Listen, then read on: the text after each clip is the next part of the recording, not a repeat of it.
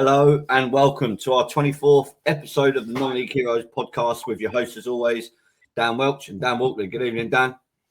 Hello, mate. How are you doing? Good to see you back. Yeah, I'm back, mate. Yeah, I had a bit of a mad one last week. Gutted about the weekend. Obviously, you had a great day out at Wembley. But yeah, apart from that, yeah, just the Burko got their promotion last Monday. Having such highs, and then on the Tuesday and Wednesday, bloody hell, I've never felt so low in my life with a couple of other things going on. So, yeah, I had a bit of a mixed week, but yeah, apart from that, all good. What about your week? Good. I mean, yeah, Wembley, unbelievable day out on Sunday for the non-league finals day. I just mean just the atmosphere, the day. There was 38,200 people there. I mean, for four teams in non-league football, that's pretty staggering. So, yeah, really good day out. Good fun covering the finals, two good games. Yeah, and I hope we did a good job of delivering that to our supporters as well. So, yeah, really, really good day out. And I'm sure we're touching it, but congratulations to Whitstable and to Aldershot Town. Yeah, I mean, you guys done a fantastic job there. I was watching it from my sofa on Sunday. Very good coverage, and yeah, kept quite a lot of people involved. So I hope you enjoyed the coverage from the boys, and they've done a fantastic job. We also had the Phoenix Trophy over the weekend as well, out in Italy. Obviously, we had Leonardo on a couple of weeks ago.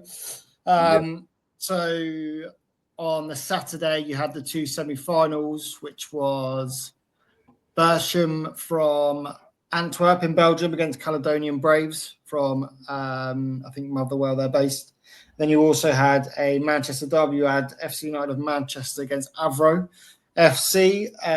Caledonian Braves and FC United of Manchester went into Sunday's final. If United of Manchester would have won, Leonardo said a couple of weeks ago they would have equalled Manchester United's European Cup haul and won their third Phoenix Trophy, but they actually got beat. I think it was 3-1. But yeah, they got beat by the team from Scotland, and they are now Phoenix Trophy champions, Caledonian Braves. So they'll be looking to defend that next year. Hopefully with a few more teams in there. So we'll look to get to that next year as well, because I think it's a brilliant tournament. Yeah, fantastic tournament. I remember having Felix on. Very, very insightful and such a fantastic idea for non-league clubs to go and experience playing abroad. So, yeah, fantastic. Absolutely. And obviously we've got, with the off-season and the playoffs pretty much done, obviously we're still waiting for the last one in non-league, actually. Well, I say non-league. The last one's outside the National League. Obviously, we've got the National League Premier and the North and South ones to go. But from step 3 downwards, we're still waiting for the Combined Counties South playoffs. As we are recording today on Wednesday, the 14th of May, we're still none the wiser as to what's going on. Red Hill were deducted 3 points last week. They can decide to appeal that. Their appeal... They have to notify their appeal on the 16th. So as the episode comes out today, Friday the 16th, they have to submit whether they want to appeal or not. They then have 7 days to kind of formally give the appeal in. So again, that's another one. So that takes us to the 23rd of May. And then we've got the hearing from there. So this is just going to drag on and on and on. I mean, Whiteleaf going to Wembley on Sunday and not knowing if this was their last game, if they're champions, if they've got to prepare for playoffs. I mean, I know you're at Wembley and it's the final and you're focused on that, but it's got to be in the back of your head. Yeah, for sure. That's the last thing they really wanted. I think the league has stitched them up there because they should have just given some sort of clarification. I think we're pretty come to terms now that they will be the champions of that division. I don't think anyone else can see any further outcomes unless they're one of the other 14 charges or something. But I think just deduct 3 points from the whole league at this point. Yeah. I think. But the thing I don't get about this whole Red Hill thing, like obviously they've lost their appeal, so fair enough. They were charged initially, but but their initial appeal was based on the fact that the referee never put the card through. So on the whole game system, where the suspensions come from, the player still has 4 yellow cards. And still to this day, he still has 4 yellow cards. For the system, how that'd be the first thing you do. How can it count? I don't get it. I know the rules are that you have to obviously take accountability for your own bookings and recognise that. But I mean, if the people at the top can't get it right, what hope do we have? No, exactly. But based on what I've seen and witnessed on the online Twitter and that, I think Red Hill and Jersey Bulls have near enough come to terms with the fact that they will be going into the playoffs. But yeah, like you said, Red Hill might just want to.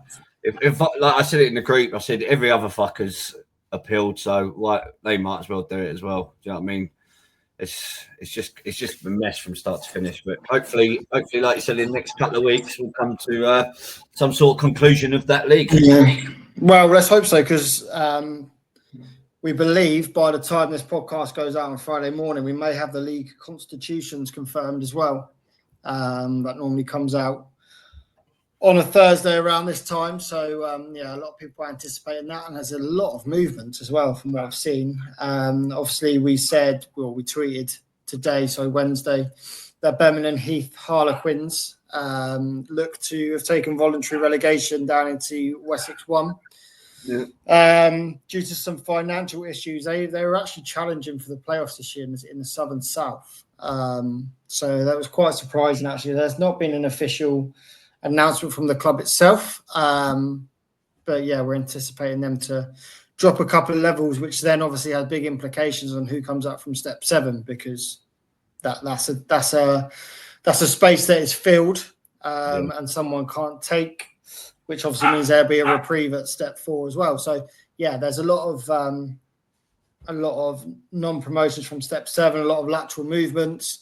So it'll be interesting to see when they come out, really what they're going to do, because with the whole Jersey, Red Hill and Whiteleaf, I'd expect them all to go into the Isthmian South Central, the South Central division. But with Guernsey also being relegated, it'd be interesting to see if Jersey do stay in step 5, where Guernsey go as well. Yeah, well, it's that time of year, isn't it? A lot of people, us included, Burko, we don't know what league we're going to go into yet. But the FA normally get it right, but there is obviously always a couple of teams that will appeal. But yeah, I mean, hopefully, can't please everyone. Yeah, you can't please everyone, especially with all these people taking voluntary relegations, and it's just mad. Like I think with Burko, I think because St Albans City have been relegated as well. That means there's 2 teams now that could go into one division where it won't be enough. So we might be getting lumbered down to the south. It's just, I'd hate to be the person in charge of it, to be honest. I mean, non-league maps on. There goes my pen. Non-league maps on Twitter. I don't know how. Obviously, there's a group of them. I don't know how they do it, but they've been doing it for years, and it's normally bang on. To be fair, I mean, that must take so much time to, even try and start to think what the FA are thinking, because obviously no one has a clue on that. But to look at the regions and the movements. So yeah, hats off to them who keep it updated all year round. So we will wait to find out how that goes. Going back to the playoffs, we've got National League playoffs this week. So the so-called eliminators, so the quarterfinals, you've got Wednesday night tonight, Oldham against Halifax, and then tomorrow night, so Thursday night, Rochdale against Southend, who obviously secured that point away at Gateshead on the final day to secure that promotion space. Obviously, our friend Gus Scott Morris there, so fingers crossed we'll get something done. But I'm pretty sure that you had Oldham and I had Southend a few weeks back to go up from there. So say again? We're not going to be far off, I don't think. We're not. And Southend got the momentum as well. So they are playing away at Rochdale, which is tough. But it's not impossible at all. And then on Sunday, we've got the National League North and South finals. So kicking off at 12:30, which is probably surprising. I know the league was very, very tight, but Boreham Wood against Maidstone. with the amount of kind of points towards the end that the others were picking up and the momentum. I was a little bit surprised to see Bournemouth and Maidstone, but I'll take you back to another episode where we scrapped the Downs Predict and said about the teams going up. I shouted Bournemouth from the start and Luke Garrard down there, so I'll take claim to that. Yeah. So that's at 12:30, and then at 4:00 in the National League North, you have Scunthorpe against Chester. So two massive sides there looking to get into the National League. So yeah, there'll be ones to look out for. I believe they're being shown on DAZN back to back. So yeah, if you haven't got that, obviously have a look there and get that subscription for the day, because there'll be two brilliant games there with not much else going on. Yeah, no, I'm looking forward to that. Bournemouth, yeah, you're right about Bournemouth, but they are giants of that league, aren't they? Yeah, and I mean, even if you look at Scunthorpe and Chester as well. Yeah, I mean, Bournemouth, they were on the verge of Football League, 2 years ago? Yeah, they were. They were. So it'll be good to see them back in the National League. They're a National League side, really, aren't they? Yeah, Scunthorpe and Chester, for me, are both Football League sides, especially if you look back, 10 years? Yeah. Wow. Maybe not 10 years. I'm getting a bit older now, but growing up, remember them being in the Football League, definitely. Yeah. Clubs. So, yeah, it will be good to see. Any other games you got an eye on? Any county cup finals that you've seen? No. Well, my local side, Strath, they've had 2 cup finals. They lost one. They lost to the Jim Lynch Trophy to Bournemouth, a team we beat 7-2 But on Friday night, we're playing St Joe's, who are the best team in Bedfordshire. Most of their squad are made up by Berkhamsted Football Club's players. That's at AFC Dunstable, Creasy Park, 7:45 kickoff. But no, there's a few local cups going on in and around. But I think near enough the main part of it's all nice. Yeah, well, we had our cup final last week, our Aldershot Senior Cup final, which was good actually. It was nice for the boys to be out and playing on Aldershot's ground, a proper ground. Unfortunately, did get beat 1-0. Fine margins. I think Harley Whitney, who we played, obviously a league above us, were just a little bit more fitter towards the end of the game. And yeah, they scored with about, 12 minutes to go. But we hit the bar, we hit the post, we had a few one-on-ones. Obviously a penalty shout, but it is just when it's one of those days, nothing's going to go in. It was one of them. But our reserves played in the Hampshire Trophy final yesterday. So Tuesday night against Crofton Saints, and actually won 1-0. First minute, I think it was actually the 40th second that they scored, and that was the only goal of the game. So yeah, congratulations to Tadley Cleaver reserves there. Another trophy. So their manager's actually leaving at the end of the season. He's picked up 7 trophies in 4 years. So I mean, leave on a high. Yeah, you can't argue with that, can you? So yeah, brilliant for them. Yeah, we're getting to the end of football. I don't really know what else to do. Obviously, going to have to get stuck into Baller League over the summer and pre-seasons. That TST 7 versus 7. I don't know if you've seen that. No, I haven't seen that. In America. So it's been going on for the last three years, I believe. But it's a 7, as the name suggests, it's a 7-a-side tournament with a $1 million prize. But you've got teams from professional teams. So Burnley have a team, Plymouth Argyle have a team, Norwich have a team, # United take a team over there. I remember this last year. Say it again. I remember this last year. Didn't someone beat a load of women like 12-0 or something? Maybe, yeah, something like that. But then you've got teams like you've got Aguero turning up playing with him and Nani. Gerard Piqué's thing. The Gerard Piqué running. No, so that's the Kings League out in Spain. Oh. This is an American thing. I don't know who the owners are, but yeah, it's huge out in America. Absolutely massive. So yeah, I'll be keeping an eye on that because I think a few non-league players are going over there. Obviously, # have got a team going. So good luck to them. But yeah, there was a few last year that I had a look at. So that starts soon. We spoke to Ben Young last week. England's six-a-side captain. They've got the Mini Football World Cup coming up next week, starting on the 21st of May.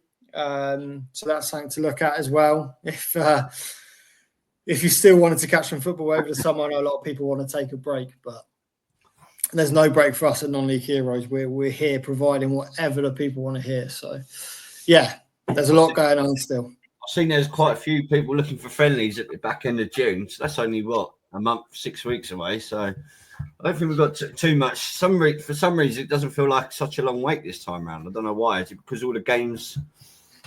I don't know. For me, being in the Combined County South anyway, the season ain't over yet for us. It's just going to keep bubbling away. But yeah, it doesn't. I don't know.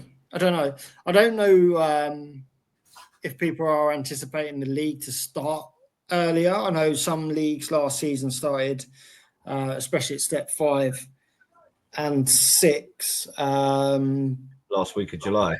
Yeah, the midweek, just before to get a competitive game in before the FA Cup, which is obviously the extra preliminary round is the first weekend of August. So by the time, the cup final is obviously 17th of May, and then you've got 6 weeks before the tournament kicks off again. So the FA Cup is basically a year-round thing, which people obviously don't understand. But yeah, I think people trying to get games in early. The thing that's difficult for me is every single team wants to play away because pitch maintenance. I think there's a rule in there. I don't think you're actually allowed to kick a ball in June or something like that unless it's a 4G. I don't think you're allowed to. It's not sanctioned by the FA. Yeah, I think it's some insurances and stuff. But even in July, there's not many pitches ready. I mean, the pitches that were ready are people just play down a park or something where people just go and paint the lines themselves. Yeah, or you've got 4G, right? Yeah, well, you've got 4Gs, but.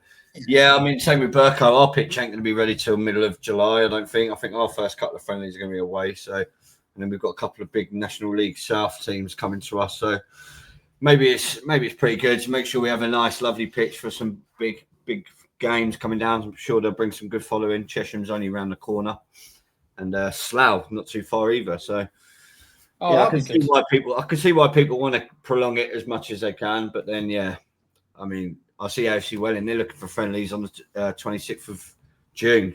Obviously, they've got now Potter's Bar, so they're on a 4G, so fair play to them. Get back as fast as you can.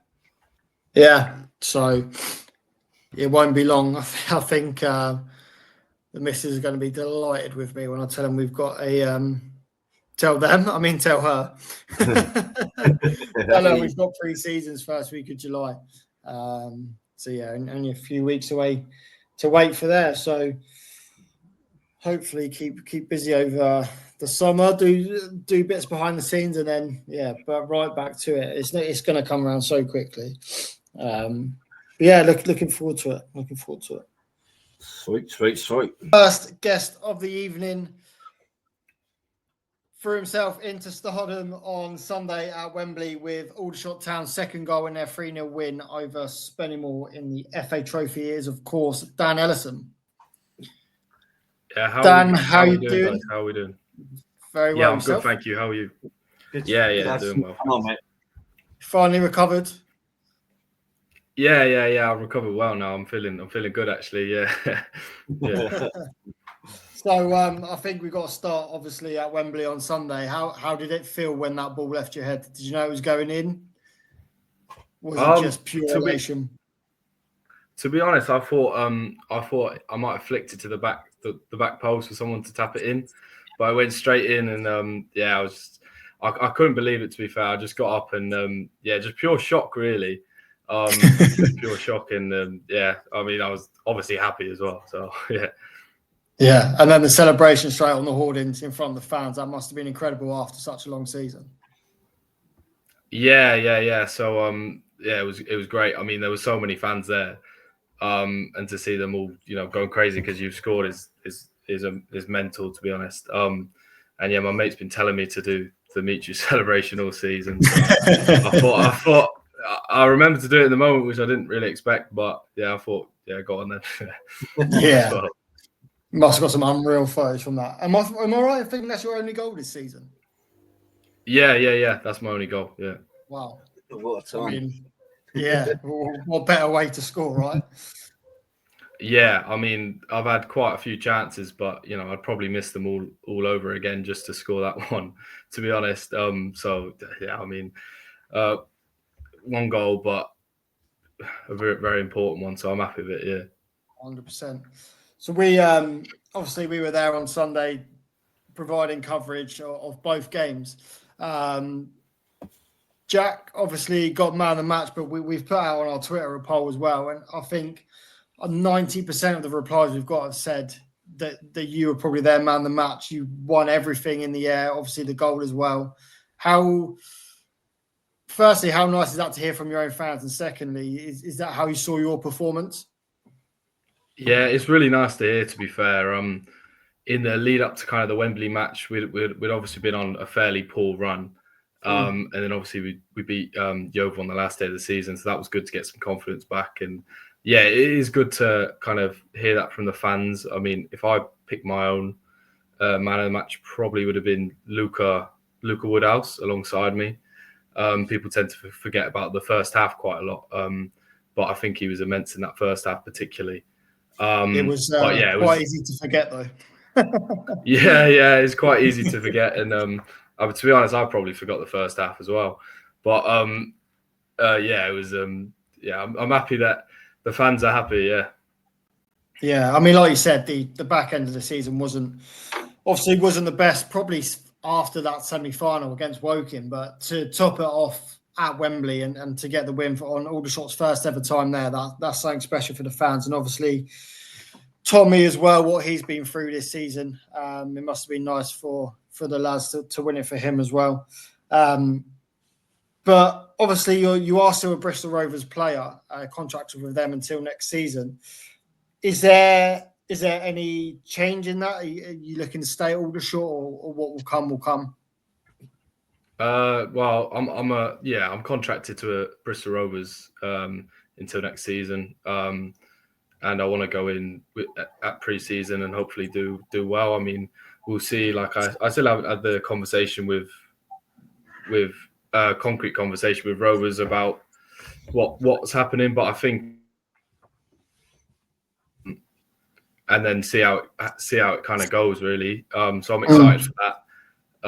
Obviously Rovers went down, which wasn't great. So hopefully we can bounce back. But yeah, on that for Tommy as well. Obviously he's missed quite a few games because of illness, and his recovery has been remarkable. It's been incredible.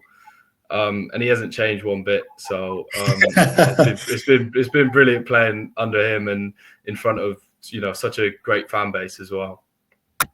Yeah, well, I'm at Tadley, and obviously we played yourselves in the Hampshire Cup a few months ago. Tommy was there; he'd only just come back, so it was great to speak to him there, and he seemed in good spirits. And it was always his goal to get to Wembley this season and obviously win the trophy. So. Yeah, he's done a fantastic job since coming back from illness. So that's brilliant to see. So just taking it back then away from obviously Wembley for now, you started at Chippenham, is that correct? And from what I gather, you're the first ever Chippenham player to play for England's C team. Yeah, I think that's right. Whilst being on the books at Chippenham, that was a great achievement. Yeah, I started at Chippenham, came through the academy there. I joined them when I was 16. And yeah, obviously the England seed was amazing, and it was also at the Aldershot Stadium, so it was quite like it was quite it was good, yeah. So yeah, like I said, that was at Aldershot, and some of your teammates now, obviously this season, were playing. Jack Barham was in the team as well, wasn't he? And I think who else did you have there from Aldershot? And Tyler Frost as well, I think. Yeah. So yeah, I mean, a good squad there. Did that give you? I mean, how old were you then? 19. That must have given you some experience with some of the players that have been around the non-league system for a long time. How did that set you up for this season? Yeah, so I was 19, and there was Ollie Harfield and Ollie Scott as well, were there as well. But Yeah. it just gave me a lot of confidence. Just playing with loads of National League players, obviously training with them, having the match as well. It gave me a lot of confidence, in myself going into obviously then signing for Bristol Rovers, but also, having the confidence to kind of play National League, which I know is a big step up from National League South, and it 100% is. Yeah, 100% is. Yeah. Yeah, I mean, there's some huge teams in that National League, isn't there? If you look, like you said, you played Yeovil last game of the season, but 6-7 years ago, they were Championship League One team. So there's some massive clubs in there that are looking to get out. And we've touched on it before. Probably the top 6 or 7 in that league are better than the bottom 7 or 8 in League Two. So and with that one automatic promotion, it's a really tough league to get out of. But where obviously you said you want to go back pre-season with Bristol Rovers and kick on with them. Has it always been Bristol Rovers? Obviously from down that way, was that always the goal to go in with them, or was there any other clubs you were looking at? I mean, the goal was just always to just play professionally. That was always my goal. Obviously, it took a lot longer than a lot of the lads that are at Bristol Rovers or are at Aldershot took them as well. So, I'm still kind of learning, still a bit kind of raw, I'd say, but I'm enjoying it. And it was always the plan just to be a professional. And now, it's just about making more plans to just go as high as I can. Yeah, and I'm excited for that. Yeah. Well, I mean, you've had a great season and taken a lot of plaudits, so there's no reason why you can't kick on. I mean, you're young enough as well. So fingers crossed for you moving forward. I saw a quote actually after Sunday from Aldershot's head of recruitment back in September last year. He said, "A great ball-playing defender with an aggressive streak, excellent reading of the game, and a real weapon at set pieces." And I mean, it just come to fruition on Sunday. That run to the near post and the flick on. So you've proved someone right there at least. Yeah, got there in the end with the last one. Yeah, I said to Jamie, that's what you signed me for, and straight after the game. It was good to finally score for Aldershot because it'd been a long time coming, and to go down in history as well, and for the whole club as well. It's unreal. Yeah, it was like I said, the turnout from the fans was incredible as well. I think they had just over 18,000 there, didn't they? So. Yeah, and an unbelievable day that's obviously going to stick with you forever. So, Dan, just thanks for coming on the show, mate. Congratulations on the weekend. But who's the best player that you've probably ever played against, you think, so far in your career? I'd probably say, like, in an actual match, probably Ollie Pearce, I'd say, yeah. He's had a fair share of goals against me as well. So it's crazy. But I'd say Ollie Pearce. Not like all-round player, but his record speaks for itself. Yeah, he's some goal scorer, isn't he? Yeah. Best player that you've played with so far? Josh Barrett. Yeah, Josh Barrett. yeah, 100%. Yeah. Yeah. Well, I mean, those videos from Sunday speak for himself. That goal was incredible, by the way. Yeah, I mean, and that's the thing. Like the things that we see in the matches, we've already seen like 5 times in training before, and he's gone and done it in it. Well, he's done it in that match, and he's done it in another match previously as well in the league. Almost identical goal. It's just crazy what the stuff that he can do, and I'm always talking to my mate, telling him what he's done in training, and he just can't believe it. Yeah. Cool. Also, what are the major differences between professional level and the non-league level that you've witnessed from, like, obviously from going to training probably every day with Bristol Rovers to being with Aldershot? Is there like big differences, or what are the big differences? Yeah, so I'd say there's a big difference in fitness levels. And then kind of every kind of other aspect is just more consistent and better. Just like consistently having a good first touch or consistently passing well, 100%. But yeah, the fitness is the kind of main aspect, which I'll admit I found tough with Rovers in pre-season. So yeah, I mean, but it's definitely fitness is a big one. Everyone's more athletic as well. But that's not to say there's not players like that in the National League South. I just say as a collective, it's kind of, the whole team is most of the time. Yeah. No, thank you. No, cheers. Yeah. Well, I mean, going back to National League South, your first season, you played 30 games, so majority of the season at quite a young age. Like, players, I mean, again, we saw how competitive that league was this season with the title race. But I guess players that have played higher and dropped down, playing in the National League South, again, did that give you quite a steep learning curve coming into it from academy or youth football, coming into the first team and playing against those kind of players? Like, has that set you up now to move forward in your career? Yeah, definitely. There was a lot of kind of names that I was playing against. I remember my first game against Stefan Payne. And I just kind of remember thinking like, yeah, I know that name kind of thing. Yeah. But it's kind of playing against those kind of players. It gave me a lot of belief as well to know that I can, play like even higher. But yeah, that first season at last season at Chippenham was massive for my growth. 100%. Yeah. Yeah, I mean, I think that it's all well and good being an academy product of like your Premier League Championship sides, but to get that real game experience and then to actually play senior football at that level, it means a lot more than coming through that academy. I mean, we've seen it like yourself being young and the players that have come in from non-league now to get professional contracts I mean, Richard Kone is the highlight one for the last couple of years. It must give you and the younger lads a lot of confidence that you can actually be picked up now and use that route rather than being through the academy. Yeah, it's definitely a huge kind of.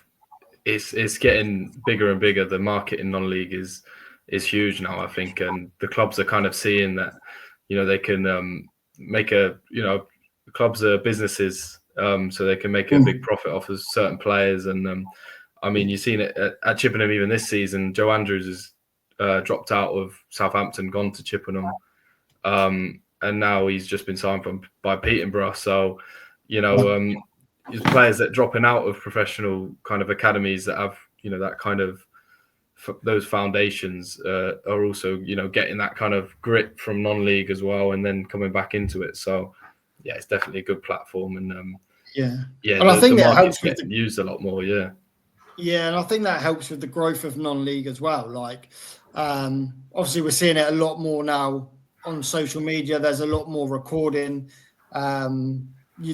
All games are recorded now, pretty much all the way down to step 6. So, if anyone wants the footage, it's much easier now to scout those players and to kind of give them that exposure. So, I think it's a great thing where players do drop down, have a season or two playing actual, I call it proper football, from academy football to this, to senior football, and then get picked up. So, yeah, I mean, like I said, watching you throughout the season, I've seen a few Aldershot games, and obviously you played when you stuffed us 6-1 in the Hampshire Cup, which was nice a few months ago. But then seeing you Sunday and the performance there's no reason why you can't be another one of those players that steps up the levels for sure.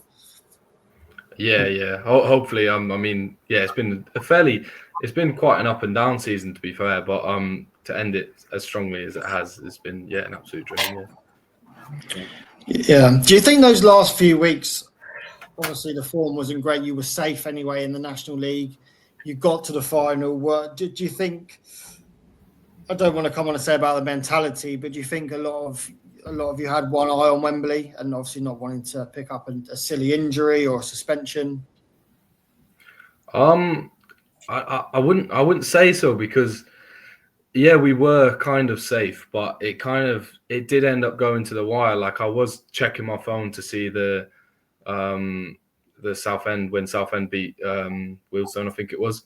I was still checking my phone to see that after the Barnet game. So it was never really over. Like, maybe there was a bit of that, but I think the lads' mentality is definitely very, very good. So I don't think there was too much of that. I can't really pinpoint why the results went that way. But I think we'll take the win at Wembley. Yeah. Yeah, I mean, listen, you did enough to stay in the National League. You beat Woking in the semi-final, which is, for a lot of people around the Aldershot area, that's a win in itself. And then obviously to go and win it at Wembley and the emphatic style you did in the second half, it was great to see.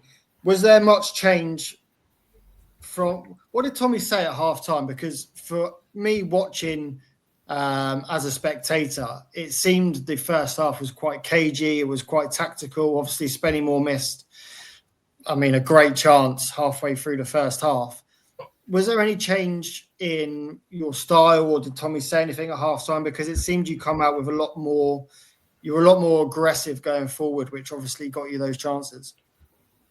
Yeah, the main message was really to move the ball a bit quicker. We had a lot of the ball. We probably had more of the ball in the first half. I'm not completely sure on that, but it was fairly laboured and cagey, as you said. But to move the ball a bit quicker, and Spennymoor started to tire because we had a lot of the ball and they were moving around a lot on the a big pitch, and the kind of spaces started to open up a lot more, and we kind of picked them off a bit more, and then we could play forward because there were more spaces, I'd say, just because we were moving it quicker. So, that was the main message. And Yeah.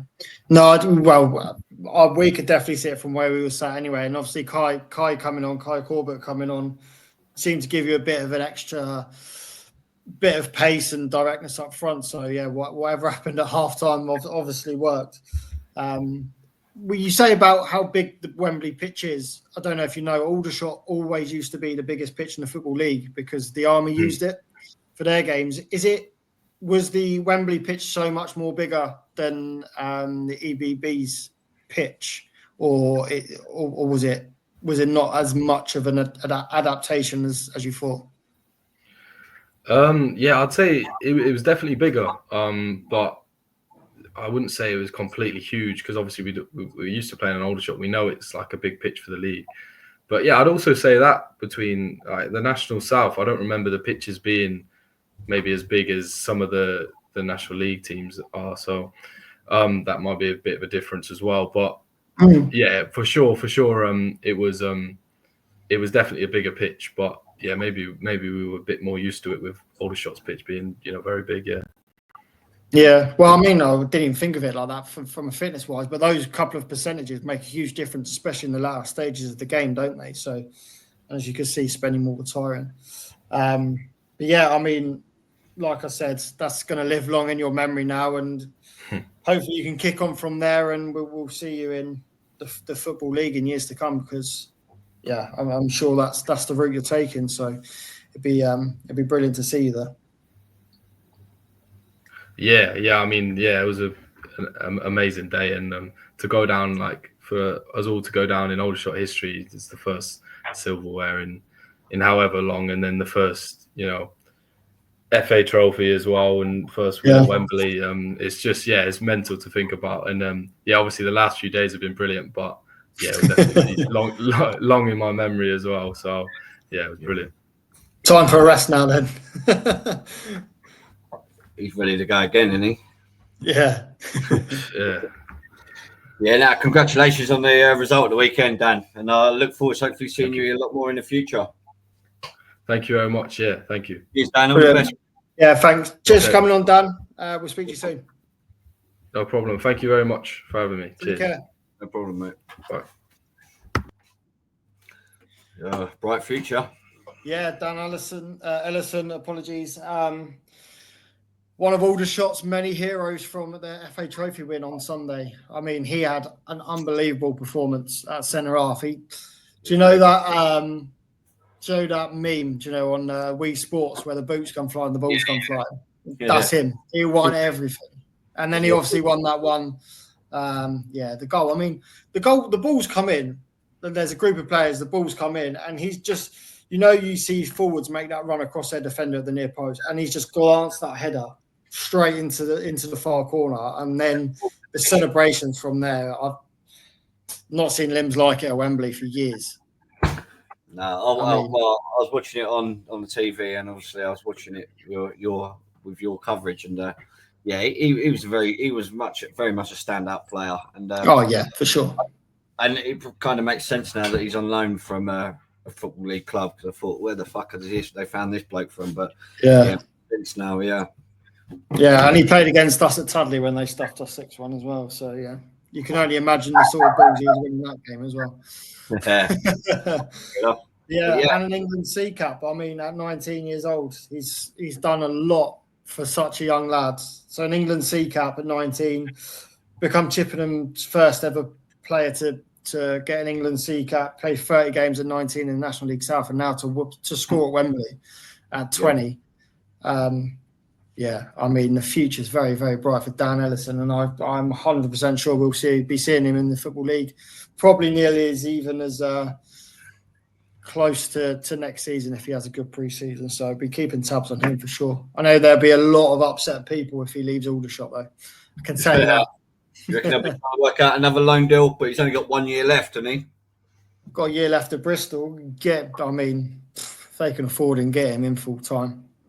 Get him in full time. He'll be an absolute asset to that team. And as we move on to our final guest of the show, it's a guest that we're familiar with. He's been on already, but it's also a guest who the whole of the non-league scene are familiar with. It's the current free agent, Jake Tabor. Welcome back, Jake. Thank you. Thanks for having me. What's been going on? How you doing, Jake? You all right? Yeah, good. You're right. Good. Oh, tell us what is going on in the world of Jake Tabor. Obviously, the last time we spoke, you were banging in goals for Amersham Town. Your season didn't finish the way I think you would have liked it to, with promotion, losing out the playoffs. But yeah, how was your season after we spoke? Yeah, I mean, the season was good. Look, we finished third, and third by goal difference, I think, was joint second. So it was a good season, despite the fact that, yeah, we didn't go up. But playoffs is a gamble, you know. We was competing with some big teams with bigger budgets. So to do what we done on a much smaller budget was pretty impressive. Like, we went into the playoffs with probably the weakest bench we had all season. And that's not an excuse. Look, we lost, fair play. But that's the difference is at the back end of the season, I think that's where we missed out. We didn't have enough high quality players like other teams, perhaps like Egham had, with bringing on decent impact subs. I feel like that's where we kind of died out. We didn't have enough high quality players, and then. So obviously you haven't gone up in the class. The manager, Stuart Atkins, has left Amersham Town shortly after. Jake Tabor has left Amersham Town. But shortly after that, Amersham Town saying that you haven't left. Can you clear up this mess? Yeah, I quickly was over it. It was just a bit of a misunderstanding, like miscommunication internally. And it kind of all boiled over on Twitter, as you could, like, someone made a tweet, I'd make a silly tweet back. Like, there was stuff in the moment, but then it all got cleared up. Everything's fine now. It was just a bit of a misunderstanding from a few different people, but the club had me at their best interest. You know, they didn't do anything wrong. They just wasn't like fully aware. But yeah, look, it's all sorted now.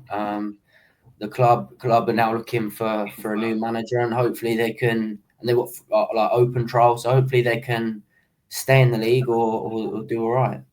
Yeah. So obviously the question on everyone's lips is, what's next for Jake? That's the thing is, everyone's been asking me, but genuinely, I really don't know. And that's the weird thing, because I thought by the end of the season, and especially now the contract stuff over and out, I was expecting to know where I'm going to be. I can go out on holiday and relax, but I have no idea. I really don't have a clue. So I'm kind of just hoping for the best. So, go on then. Yeah, I was going to say, I mean, after that hat trick against Wolves in that showcase game, you You would have thought the phone be ringing off the hook, no?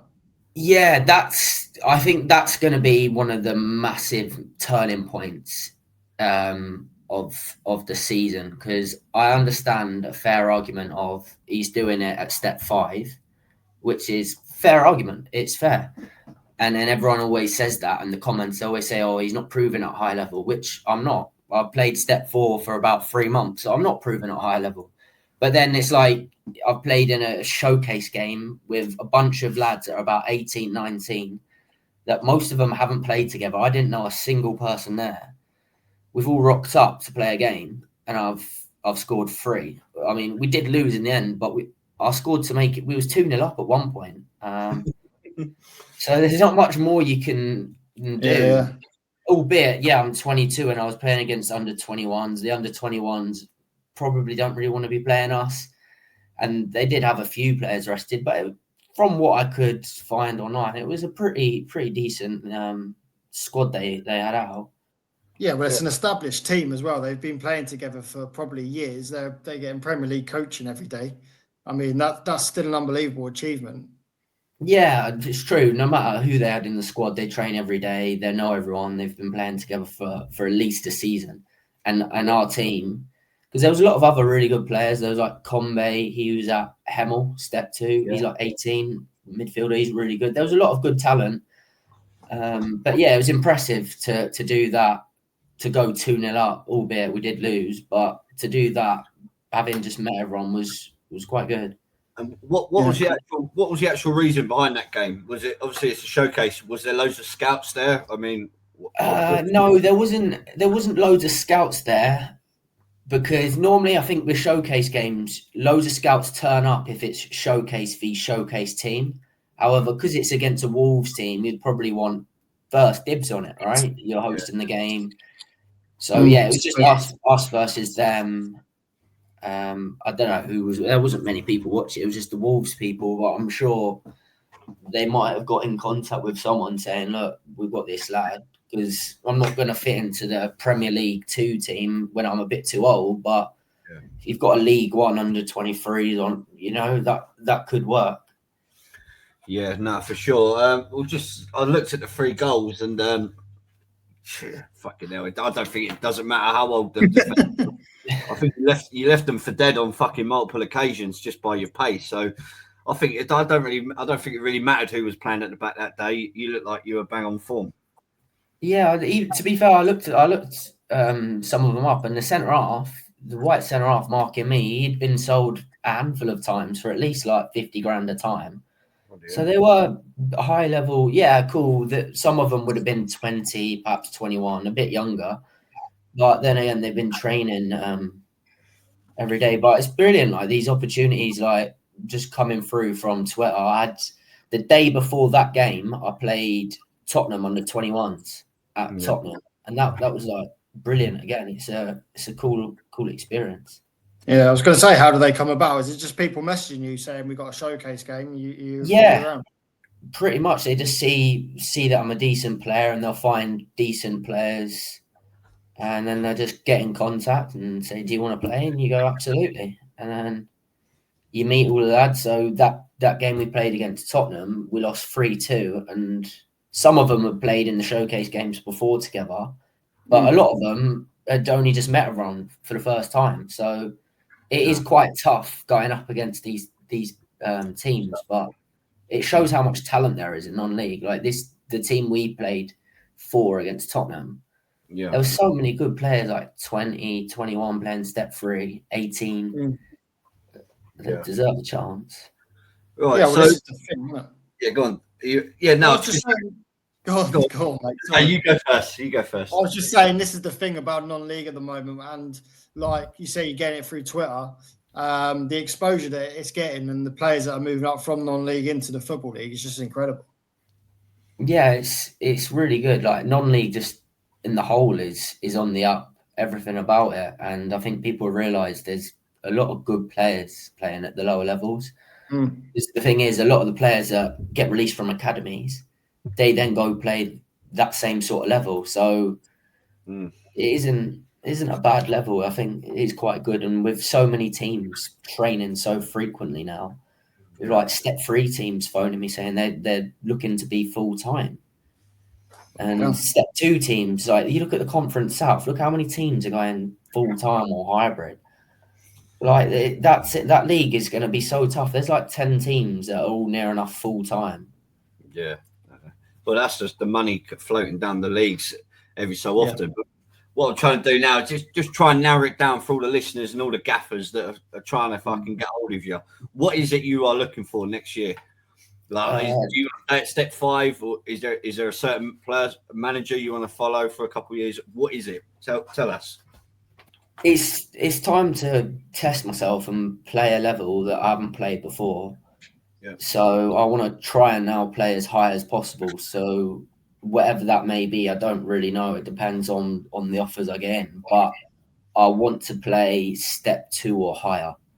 I'd be open to step 3, but that would be like a last ditch resort, end of pre-season. If it doesn't work out, I'm trying to aim, Conference South onwards. But look, I'll be open. I'd play step 4, step 5 if I had to. Yeah. But I just got to see what I can do. Like I might go somewhere Conference South in the summer, go on trial and be no good. So I might have to drop down a couple levels. That's the other thing. I need to find my level, because it's all good playing against the Wolves under 21s, but they're probably like National League, maybe National League South sort of level. Yeah. So it's just about finding my feet first and then going from there. Yeah, no, that's fair enough. So that rules Burko out then. Well, I think you'd probably be more than comfortable at step 2. But have you had any offers yet? I mean, I know you spoke to me privately, but obviously I'm not going to say it now, but you had a couple of clubs. Anything you can share some light on in that? Yeah, I mean, I get a mixed bag. Like today, for example, my phone's been quiet for a while, but today I've had about 4 calls, but most of them have been step 3, and I just say, look, I don't really want to do step 3. But I get, like today I had a National League guy phone up, but he was saying about going on trial. But I've got other clubs saying I don't need to go on trial. So it's kind of balancing them all, because I can't go on trial for 2 weeks there, trial somewhere else, sign. There's not enough time in pre-season. You got about 6 weeks? Yeah, that's right. So yeah, of course I'd go on trial, but if I can go sign the dotted line, a league below somewhere, you just take that, because you ain't got time on your side. Yeah. And what's like the perfect scenario for you? Is it location? Is it the club culture? What are you looking for? Location's a big factor. You know, like I've had quite a few clubs further up north interested, and I could go play for them, but then I'd have to move and change everything. So that's a big commitment, moving somewhere new, not knowing anyone. And also you're going into a team as not as a starter. So if I move to Huddersfield or Manchester and I'm not playing every week and I don't know anyone, it's tough. It's a tough place to find yourself. No friends, no family. Yeah, you'll find the friends and etc. But so location's a massive factor. Yeah. Because if you can stay at home, you can stay near your family, your friends. If it doesn't work out, it's fine. You've got all of that, and you can just go back to a normal team of that level. But if I move to Huddersfield, it's not working out. Yeah. I've then got to come back down. Yeah, you need that support network, don't you? Especially if you are going through tough times and not starting and grinding away, you need those people around you for sure.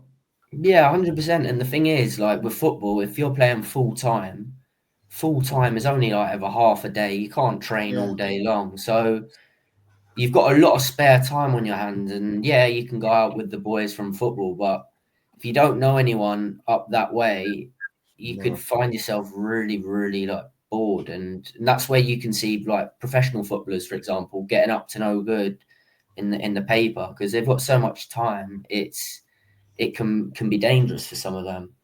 But yeah, location I think is massive.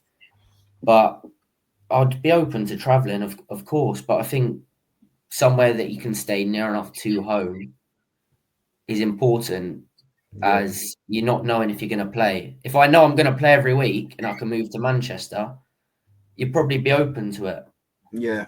Because there's less of a risk. But if you're going somewhere as a new player, young player, there's no guarantees of nothing. You'd be like bottom of the wage bill, so there's no guarantees. Yeah, that's fair enough. I'm just trying to narrow it down. So you're looking for somewhere around the Hertfordshire, London area, really? Yeah, I think that's most sensible. Unless you get a football league club, then you look to relocate. I think that's when it's sensible to relocate. Yeah. If it's like Conference North or Conference and you've got to move miles away, I think it's a bit it's too premature. You're better off going to the team locally of that level, prove yourself first. Yeah. And then you could move and you'll be able to play, but it's too much uncertainty otherwise.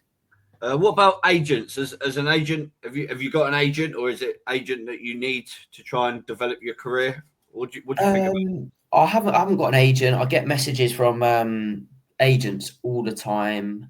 But the thing is, the agents will see me online and see I'm playing Step 5 and think I can help this lad, because they could. However, they don't seem to realise that I've already got all of the kind of Step 1, Step 2 offers, and that's what they'd bring to the table. Yeah. So it's kind of explaining to them, actually, I've already got these offers. But look, I would be open to having an agent at some point. But at the minute, I don't really need an agent. I'm not high enough up. I'm not going to be negotiating much money on the wages. You kind of get what you can get, what you're given. There's no need to negotiate silly bonuses. You've got to play first and prove yourself. Yeah, that's it. It's all about playing and carry on scoring and carry on those performances, and then naturally something will come. That's the thing. Yeah, and that's when you'd need an agent, because you'd be gathering it so much interest, and all of a sudden your wages would be going up, and you'll need to get that properly looked after. But if you're only on like the bottom end of the money, you can't really negotiate if you're a new player and unproven. Yeah, 100%. That's sensible as well, because some people see, obviously it lights up for them. They get an agent, they're misguided, and then it doesn't work out. So yeah, I think that's a very sensible decision. Yeah, look, I have some like people message me and say they can help me. I say, look, I'll sign for you if you can help me, but I'm not going to sign for you until you help me. Like if Dan, if you was to get me a club like Man United, of course I'm going to sign. I'm going to sign with you. Of course I'm going to, like, or wherever it may be, like a League 2 league or whatever. You're going to then sign with that agent because he's then looked after you. But you're not going to sign for someone unknowingly, because it just brings more people into the conversation. It makes everything more difficult. Like the clubs don't want to deal with agents, and also you've got to find an agent with your best interest. Yeah. Which is really important. It's hard to find, and the only way to find it is probably through networking, through other players saying, I've got this good agent. But I don't really know any players with agents, because all the players I know are different. At this level. Yeah, 100%. You've got an agent at Step 5, there's something wrong in there. So what's the summer look like for you then, JT? I mean, you said you got your holidays, but obviously you can have a lot of discussions and talks to happen, I believe, over next month or so, or maybe less. Yeah, I'm hoping I can kind of make decisions sooner rather than later, because then I just know what I'm doing with my life, whether I'm going to stop working, whether I'm doing hybrid football, full-time football, part-time football, because there's a lot that goes into it behind the scenes. Because also if you're going full-time and moving, that's another thing to look at. So I'm trying to just get it sorted. But in the meantime, I've got to keep myself busy, because wherever I go, it's going to be a massive jump up, all the fitness levels, just everything, because it's not something I'll be used to. So making sure that when the time comes, I don't stick out like a Step 5 footballer with no fitness. I think that's the thing, isn't it? The fitness and the dedication goes the more levels you go up, it gets really, really, I guess, a lot more important, doesn't it? So it is that discipline to keep yourself fit while the offers do come in. So Yeah, I think the differences are like everyone at our level have a beer after, everyone at the levels above probably have a protein shake. recover. So there's a lot of differences, and the way they take it seriously is massively different. But that all starts from the club and the coaches that they provide you and all the sessions. That's it. It's the guidance, isn't it? Because if you don't know, then how are you going to learn? So that's it. It's learning off the coaches, and then I guess the players that have been there and done it, passing their experiences on. So yeah, hopefully you find that. Yeah. No, yeah. So what are you going to be doing this week? You got any more showcase events or anything to look out for us to look out for? No, I don't. Weirdly, they come all at the same time. I had Spurs 21s on a Wednesday. Thursday, I had Wolves. And then Friday, I played Club Brugge under 23s in Belgium. So it was, I think, come the Friday game, traveling to Belgium and having played twice already, I was finished. But yeah, hopefully I get invited down to more showcase games. They're good. They're good because you never know who's watching. Yeah. But at the minute, no, I haven't got any plans. But hopefully there's something floating about, and I'll definitely pop down. Yeah, don't fancy going on Ballers League on a Monday night. Yeah, that's nobody's invited me on. I've tried making a couple calls to people that are involved in it and have got good connections. Yeah, I got nothing back, and then one of the players on a team the other day messaged me saying, "We want to get you involved." I said, "Sweet, mate, like I'm there." But then he said, "Yeah, I'll talk to the gaffer." I'm thinking, perfect. This is what I need. Like 3 weeks left. I'll do a week. And then he said the gaffer tried signing a different goal scorer instead of me. He tried signing that Joe Taylor. Oh yeah. So he's gone for the wrong JT. I don't know why. So I'd do it. I went there Monday to have a watch. And it's quite cool, but no call up. Well, there's going to be new seasons, mate. So yeah, keep yourself with those stats, and I'm sure you'll be there soon. Unless you sign a contract, and then you won't be invited. Yeah, and I've already spoke to a club, and I did mention that was one of my questions when I had a meeting with the club. I said, if I sign, can I play in the Ballers League? And he said, no. And what he said was, because obviously it was new. Everything was new to all the clubs this season just gone because it's just come out of nowhere. But he said all the players in all the contracts are going to say, if you play in Ballers League, you're not getting your money. And no doubt that will be the standard thing throughout all the National League South and a handful of Step 3 players. Yeah. Well, I think it's sensible. Yeah. Because you're looking at it like maybe not now the season's over, but a couple of weeks ago you had players in playoff finals, in cup finals, and playing 5 days before they're playing on a bit of carpet. Do you know what I mean? Yeah, it was nuts. I remember going to a game and the National League skipper played on the Monday night, and I watched him play on the Tuesday night for his club in a relegation battle. Some of the stuff you see is brilliant about it. Like Dagenham and Redbridge, they just got relegated out of the National League on Bank Holiday Monday, just gone. Yeah. And they were playing away in Solihull, which is up Birmingham way. One of their players has, despite getting relegated that day, he's still gone down and played in the Ballers League, and Twitter was up in arms. You don't want to see that as a supporter, do you? I mean, I know they get the exposure the players get, and the opportunity is incredible. So I understand from their point of view. But as a gaffer and as a fan, you'd be fuming, wouldn't you?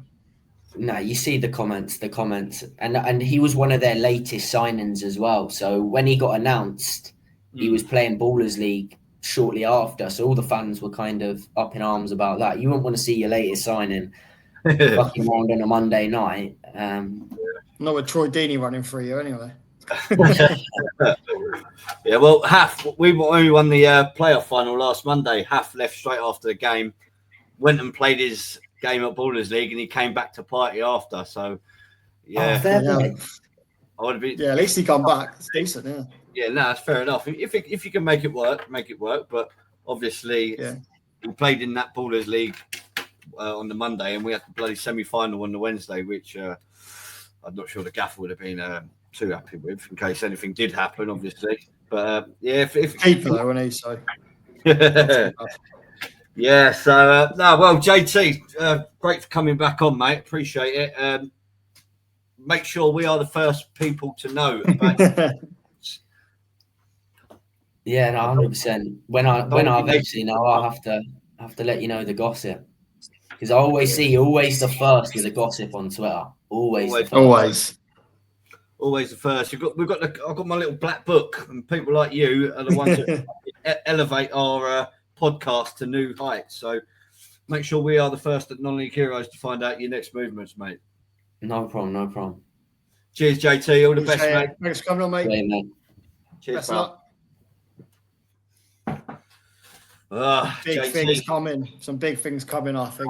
He's teasing us there, I think. I felt like he wanted to give us something. But yeah, JT, prolific goal scorer in the non-league scene at the minute, free agent. If you're a club in the step 2 and above, he's your man. And I'm going to get on to Ben Long, Wembley Rangers. Get him in that Baller League. Get yourself a win. Yeah, but Ben Long will be listening. He loved it last week, so yeah. Yeah, I ain't seen Get Ben him for on. ages. What a player as well. I was gutted. I missed Mate. him. Good He was friend. brilliant last week. But yeah, Jake, there's some big things coming in the next few weeks for Jake, I think. I mean, that he said about the showcase games, and obviously the stats he had this season speak for itself, but he downplayed it a little bit. Wolves under 21s under 21s is nothing to be sniffed at. Like I said, they've probably got some international players there at youth level. They've played together for years. Yeah. They train day in, day out with the best coaches in the world. Like, to go and score a hat-trick against them is absolutely phenomenal. So, yeah, best of luck to Jake, and I'm sure we will see some very big news soon. Yeah, for sure. And I think that comes to the end of the show for this week. Yeah, well, just one bit of breaking news. Sorry, Welchie. Go on, mate. As we're recording on Wednesday night, Ascot have just announced Jamie Tompkins, their FA Vars winning manager, has left by mutual consent. So I'm expecting all change there for Ascot. Obviously, they got to the playoff semi-finals at step 4, their second season at step 4. So since he's come in, he's done an absolutely incredible job. So yeah, well done to Jamie Tompkins at Ascot there, and it's be interesting to see what happens there next season. That might be a case of a lot of players leaving, right? Yeah, I mean, we've already had Harry Grant on Twitter saying, and with that news, I'm off as well. So they got a new chairman in as well. So I'm expecting big changes down there. Don't know if it's too early to shout Bobby Wilkinson to Ascot, but yeah, we'll see. We'll see. But yeah, well, that is the end of the show. Obviously, thanks again to everyone who tunes in, listens, shares, likes, comments. We wouldn't be able to do this without you. And yeah. Yep, episode 24. Let's keep it growing. Let's keep it going throughout the off season, and we'll have a massive 25-26. So over and out now. Cheers.